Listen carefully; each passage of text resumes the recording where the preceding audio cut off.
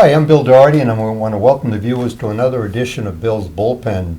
Bill's Bullpen, as you, I hope, know by this time, is intended to bring the citizens of Bourne and the local communities up to date on things that are going on, both locally and regionally. And one of the most important things that goes on locally and regionally is the evaluation and selection of our potential leaders. And with me today, I have Ben Downing, Yeah. who is announced that he wants to run for governor. So Ben, welcome. Thanks for having me, Bill. I appreciate the opportunity. Well, I'm glad to see you. And of course, you have the benefit of actually having a Cape connection, since your wife used to work for both Dan Wolf and Bob O'Leary. Yeah. So there is that connection, and that's not discounted from those of us who have families. No. Yeah. It is. I have a wealth of knowledge in our house in East Boston about specific issues and opportunities here on the Cape, and was lucky enough to work with Dan and with Rob during the 10 years I was in the Senate. Obviously, a lot of shared issues between Western Mass, between the Berkshires and the Cape, chief among them feeling like the challenges facing those communities are relatively unique and are often not heard in the halls of Beacon Hill. So worked shoulder to shoulder with them, and have someone in my ear every day and night reminding me of that as well. Well, of course, the Berkshires are a group of scattered communities, Yeah. and they're surrounded by others, and there is that difficulty. Yeah. From geography of getting around. The difficulty getting around down here is traffic. Yeah. Okay? Yeah. And that continues to be a persistent problem. You were in the Senate for 10 years, and one of the things that is part of what I'd call the rhetoric of running for office is, I'm a problem solver. Okay, and of course you also describe yourself as being a progressive independent, which I have no idea what that means. Yeah. Even though I don't think I ever used it myself, but Yeah. but when I heard, I said, I should have used that sometime. There we go. So, what was the biggest problem that you solved when you were in the Senate, in your opinion? Yeah, I think the biggest one in Western Mass, when I entered the legislature, half of the communities that I represented had little or no access to broadband internet. Mm-hmm. So it was 2006 I was elected, 2007 I was sworn in. And we had to build the coalition and the support to not only fund a solution, but to design that solution, to problem solve through the potential solutions and contracting around that, all with the knowledge that that was a changing sector, that we had limitations on what we could do regulatorily.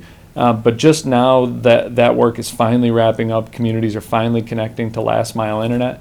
And it's exciting to see those communities finally have that full infrastructure, that full service that they need to be able to be a full-time community, to raise kids in that community, for those communities to grow and flourish long term. So building out that broadband infrastructure was a key priority, and that's something I'm very proud of the work we did on. And you should be, because I know that we're not part of we are the last mile. Yeah. As far as that spine. Yeah. And when we put that in, there was that issue of let's see, the dark fiber Yeah. that existed down here. At the same time, because of the large separation and what size, the smallness of the towns Yeah. in the Berkshires, you have an element of interest in economic development as part of Absolutely. your campaign stuff.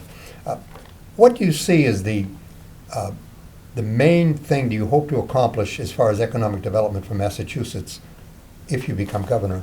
Sure. So first, growing up, and the reason economic development matters to me, growing up, we were told the best days of my hometown in Pittsfield were behind it, that we ought to study hard and get out. And I hated that message. I hated that we were telling generations after generations of kids that the community they grew up in, that gave them every opportunity in life, had nothing to offer them in the future. So part of me running when I did, entering a race as a candidate at 24 years old, was trying to change that discussion in Pittsfield and in the Berkshires.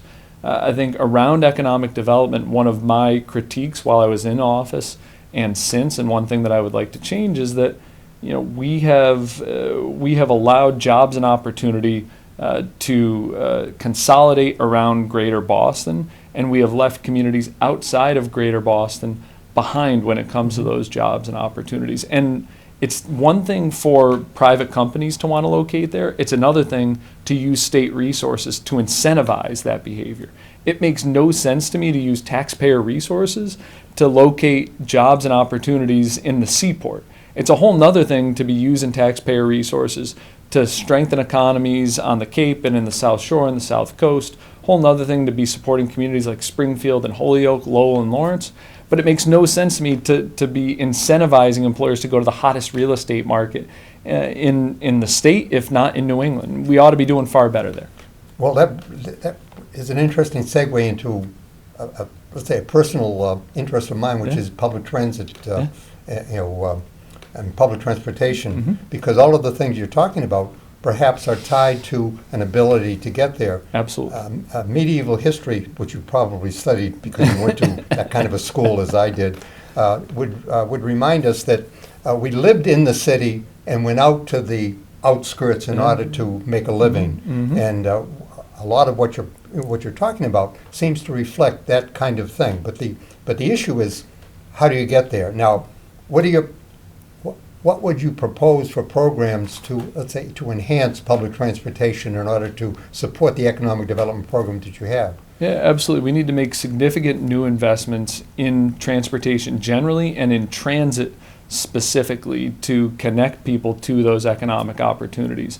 And that cannot just be in and around Greater Boston. That has to be statewide across the 14 counties, across the 351 cities and towns. And so that's expanded investments in our regional transit authorities so that they can provide greater, more reliable, more relevant services. I know time and time again when we surveyed potential riders and the broader public in the Berkshires and in Western Mass, they wanted to use the BRTA, they wanted to use the PVTA, but it wasn't connected to the opportunities that they were trying to get to in their lives. And that was about budget restrictions. So we need to make those investments. We need to make greater investments in rail service, everything from South Coast Rail to the broadening of the MBTA and the commuter rail services.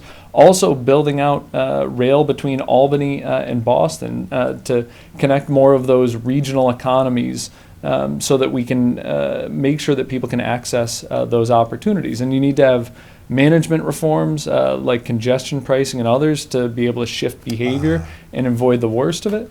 And then finally, we need to have a regional decision-making process and regional investments as a key part of this. For too long, every region of the state has assumed that someone else is benefiting from the status quo bill. And what I have realized from representing Western Mass, from having lived in East Boston, and any number of communications and conversations with colleagues and other folks, is that the status quo doesn't serve anyone. And the way to break out of that is to empower regions to help shape their future as well. Congestion pricing is something that had been a favorite of mine for some time. I was in Singapore years ago, and the congestion pricing there was that if you went downtown during a certain time of the day, you paid a premium for, let's say, for getting down there. I had suggested that in support of an evaluation that the Cape Cod Commission had made for the bridge, and I got my head handed to me, as a result of that.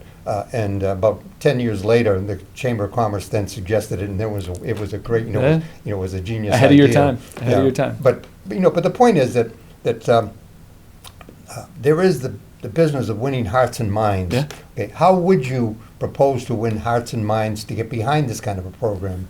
I think that's part of getting into this race early, right, Bill? Part of it is listening, part of it's conversations like this, but part of it is also being out there making the case to folks for the investments that we need to build a fairer, stronger Massachusetts. And I think those investments in transportation in particular are critical because they help us address the issues around climate change, getting to fewer and fewer vehicle miles traveled and making it less necessary for folks to be in the car all the time to get to the opportunities that they want from a job perspective, education, healthcare, and what have you.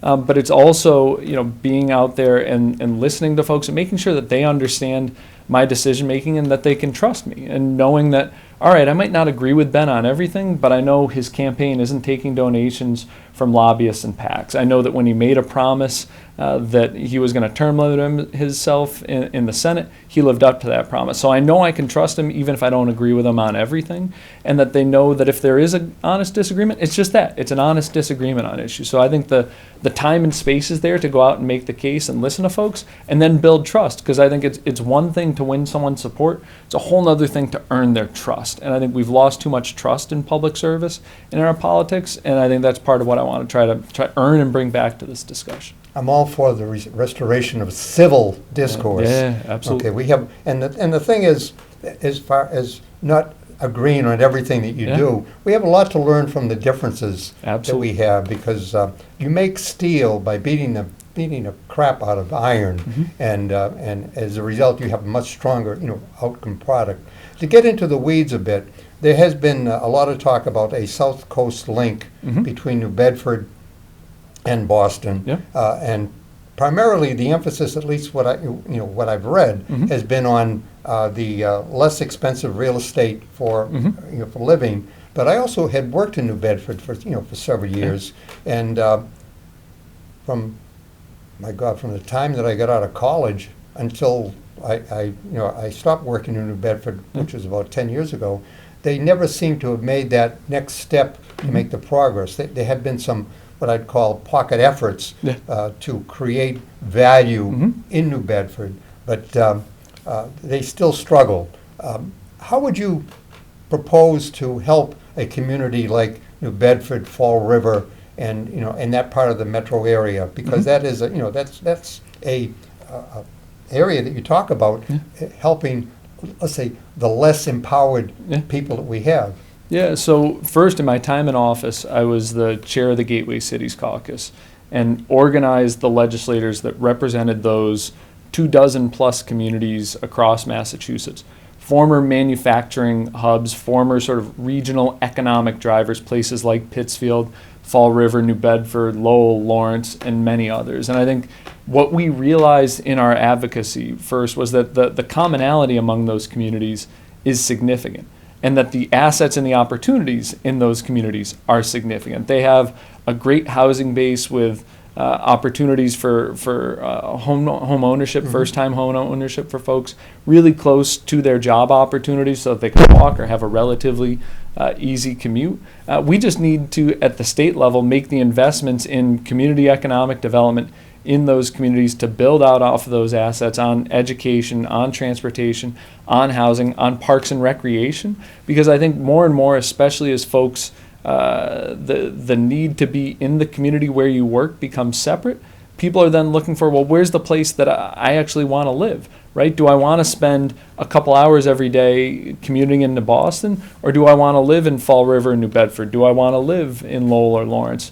And be able to have a starter home, be able to be a part of this vibrant community. So I think it's shifting our economic development resources, getting away from incentivizing folks going to the Seaport and driving those jobs and opportunities to Fall River and New Bedford, and then making the investments in infrastructure that will allow it for jobs, opportunity, and people to easily come and go from those communities. Well, the first thought that comes into my mind is that I commuted to Boston for many years. And I used to park over in Fort Hill and then walk across the bridge in order to get to work. And then the last time I was in Boston, I think it was $32 for 4 hours of parking, and I was lucky to get that. So the idea of the Seaport, which is a beautiful place, by the way, it has a lot of opportunity, but I look at it as a venue for events as opposed to a place that you would go to for employment every day, because although General Electric has located there, it is their administrative headquarters rather than one of their manufacturing, let's say, facilities. And of course, Pittsfield, which had a large General Electric community, I don't know what happened to to the transformer manufacturing facility that was there, but that was a key part of what used to be industrial Massachusetts. The 19th century example of wealth building included three elements: agriculture, mining, and what I'd say manufacturing, agriculture, and mining. and the manufacturing was essentially the conversion of agricultural products, as you know from those times when they forced us to study economics.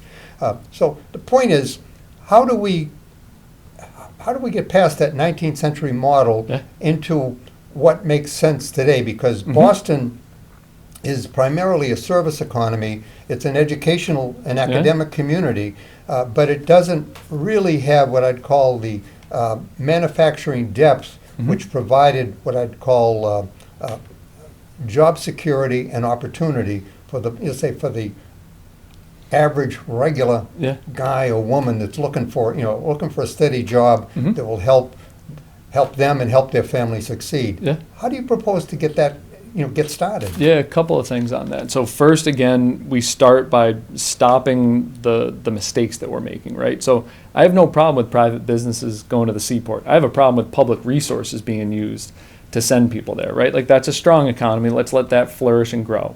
Let's repurpose those resources to invest in those communities that have had to make that transition, those gateway cities and those that surround them.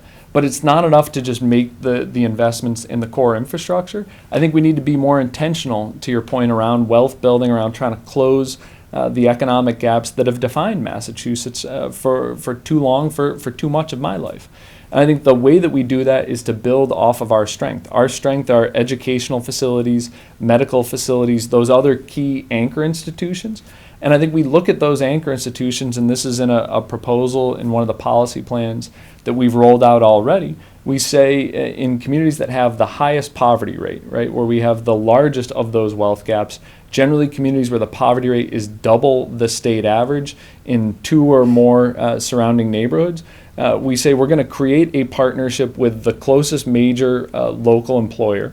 We're going to look at their procurement and say, what do you spend outside of the region that you could spend here locally? Instead of writing checks to charity, let's direct those resources to local procurement, and let's support local jobs and local opportunities here in the surrounding area. And let's train up local providers. Let's provide state small business support and mentoring support to make sure that we're not just giving someone a paycheck, but we're giving them the chance to own that business and create opportunities there directly in that community. It's a model that they've employed first in the Evergreen Cooperatives in Cleveland, building off of some of the healthcare and educational facilities in Cleveland, and they've seen significant results there. I think that's something we ought to replicate. It's something I've proposed replicating in the 20 highest poverty communities in Massachusetts. Well, I hope we don't have a Cuyahoga River here either. No. I remember when that got on fire. We've got it, Silver Lake and Pittsfield, and far too similar. Okay. Well, I had some other things on childcare.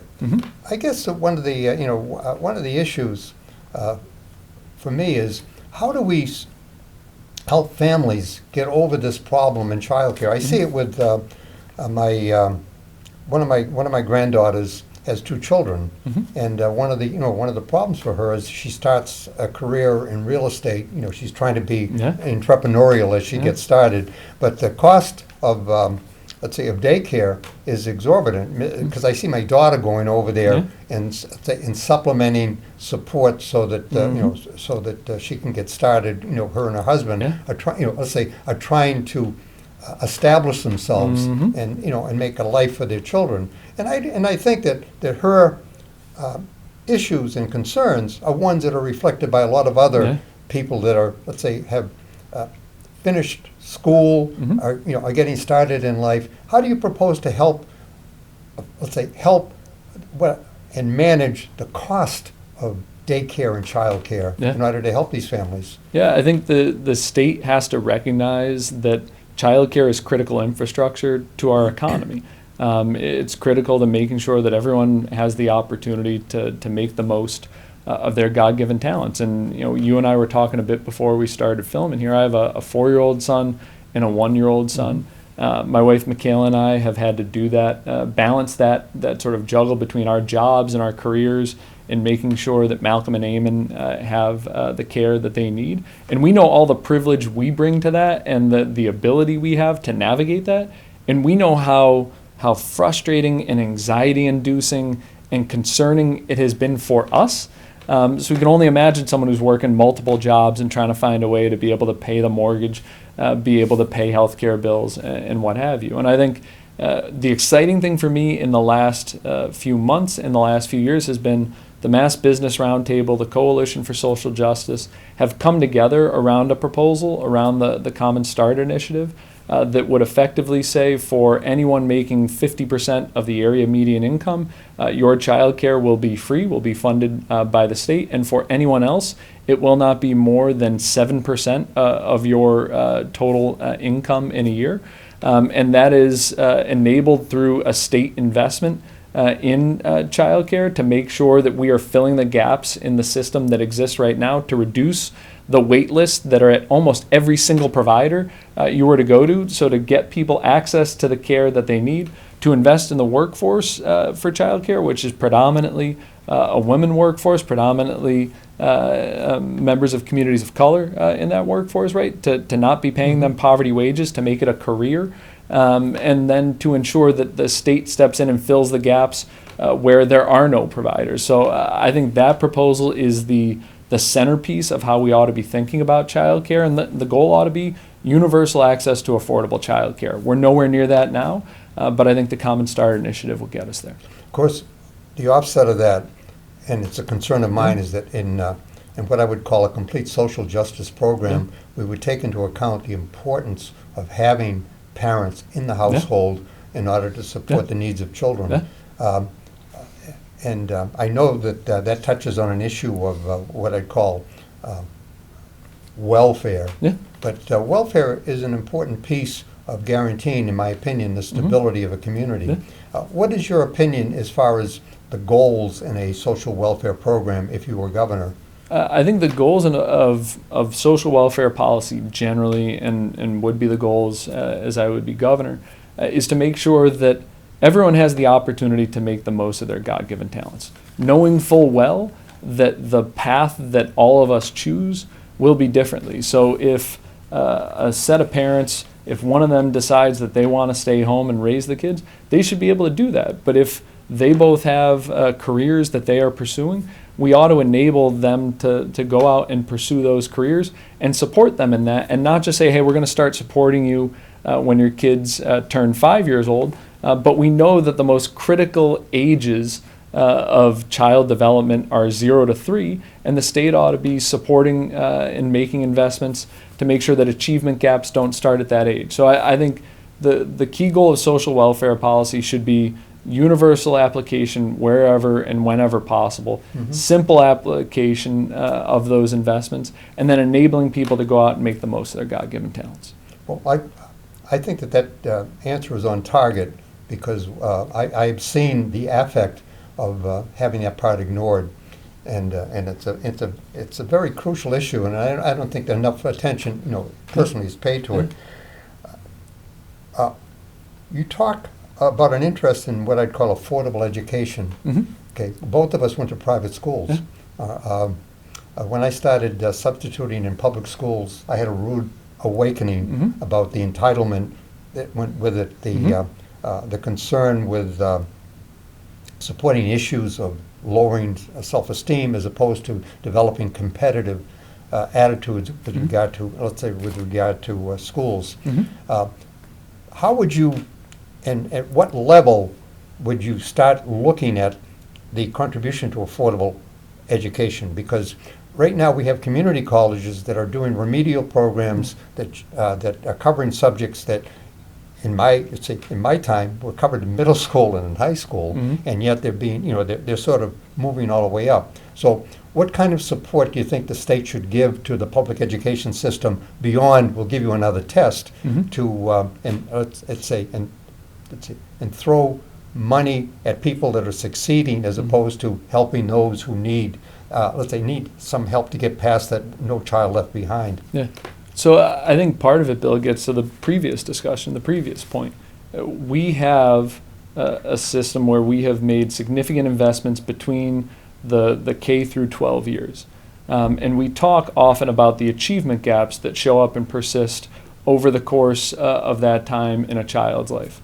And yet we haven't made a significant sustained investment in early education and care, and we know those are the years that those achievement gaps start to develop, right? We know those are the critical years to make investments in kids, and to the extent that the state can step in and stabilize and support populations as early as possible to avoid those achievement gaps, which we know disproportionately impact our black and brown neighbors, disproportionately impact higher poverty communities, to the extent that we can step in and make those investments early, I think we get much more bang for the buck in the dollars that we are spending in our K through 12 system. So I think that's important. I also think it's critically important that we ensure access to the type of education that will allow every kid to make the most of the talents that they have.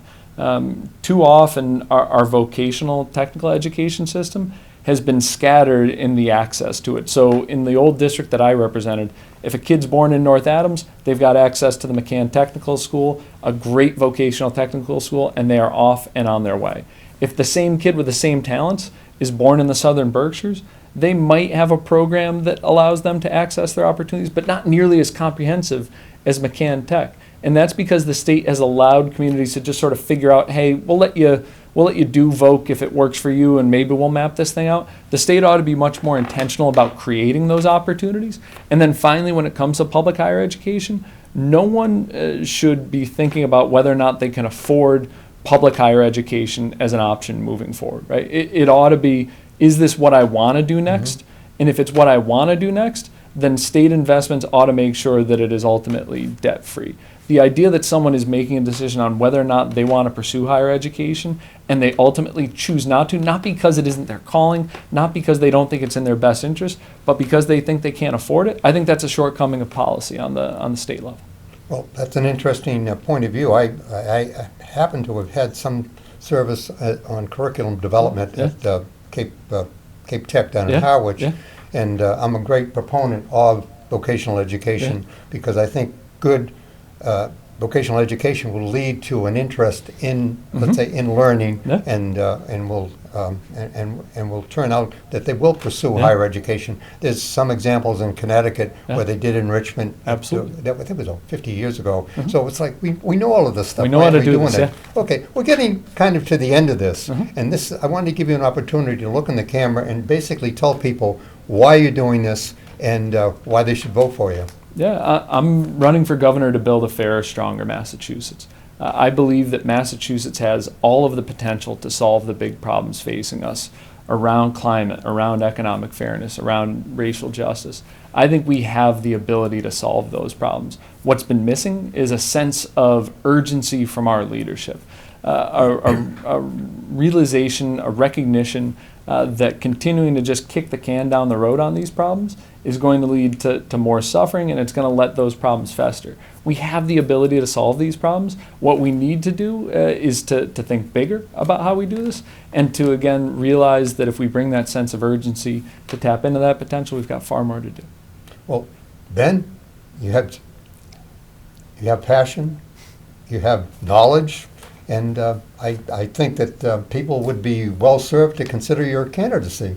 So, and with that, I want to thank the viewers for watching another edition of Bill's Bullpen, a production of Born TV.